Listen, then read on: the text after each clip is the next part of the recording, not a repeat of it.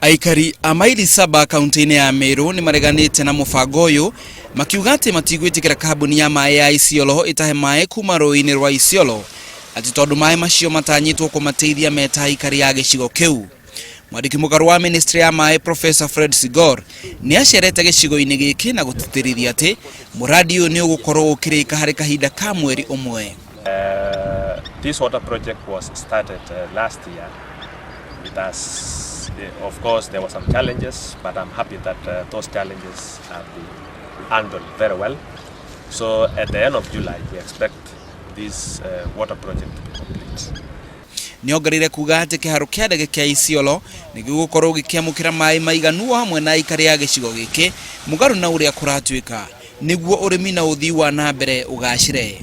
The airport is complete. What is remaining is provision of water, and that is why the Minister of Water and Education has been steadfast in ensuring that this water project is completed. County Commissioner wa Isiolo George Natembeya mwena-ini wake ni wigite ati ya kuheana borithi ya iganu kurangira mashini iria igukorwo ikiruta wira wa kwenja mai macio. Mwena-ini wake Governor wa Isiolo Godana Doyo ni uritie aikari ya gicigo giki manyitanire na thirikari ya county niguo manine ngucanio iria cireho.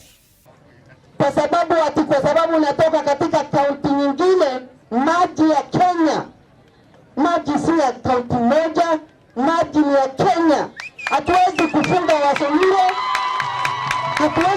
Wasonyiro, na ni watu wetu ndio wanakunywa maji hapa Isiolo.